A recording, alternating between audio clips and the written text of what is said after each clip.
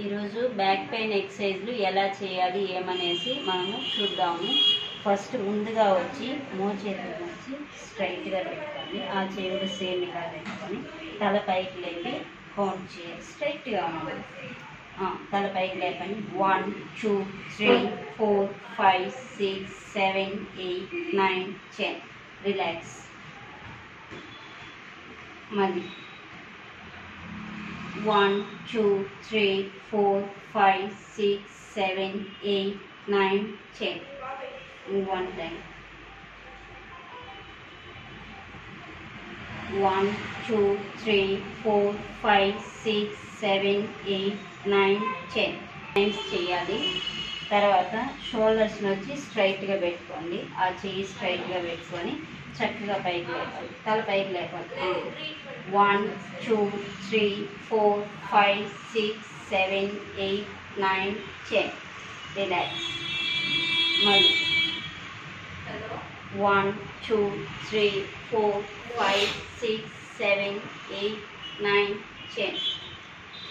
1 2 3 4 5 6 7 8 9 10.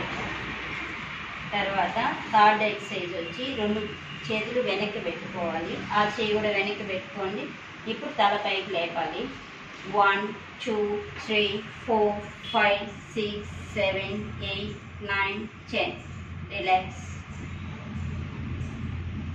మళ్ళీ 1 2 3 4 5 6 7 8 9 10. ఒకసారి 1 2 3 4 5 6 7 8 9 10. In one time.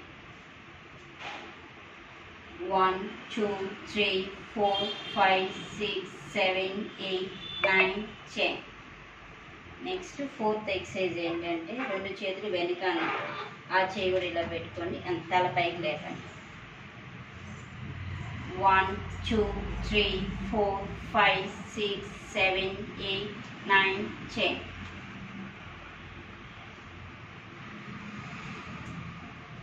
1 2 3 4 5 6 7 8 9 10.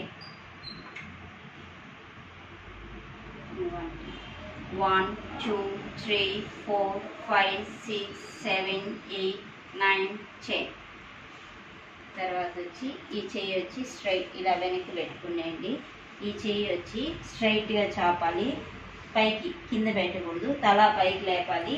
Opposite కాలు స్ట్రైట్గా పైకి లేపాలి. ఆపోజిట్ చక్కగా తల పైకి లేపండి. 1 2 3 4 5 6 7 8 9. 1 2 3 4 5 6 7 8 9 10. 1 2 3 4 5 6 7 8 9 10.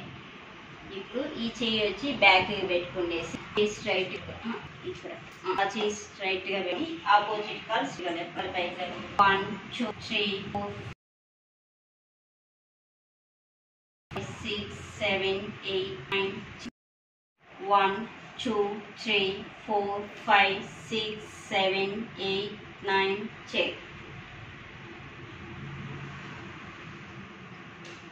1 2 3 4 5 6 7 8 9 10. ఇలా బ్యాక్ పెయిన్ ఉండే వాళ్ళు కానీ డిస్క్ ఉండే వాళ్ళు కానీ కంప్రెస్ ఉండే వాళ్ళు ఇలా బ్యాక్ స్ట్రెంథనింగ్ ఎక్సర్సైజ్ వల్ల రిలీఫ్ అవుతుంది. కానీ సివియర్గా ఉండేటప్పుడు ఎక్సర్సైజ్ చేయకూడదు. ఉండేటప్పుడు మాత్రం ఎక్సర్సైజ్ చేయాలి. అలాగా 3 months వరకు బాగా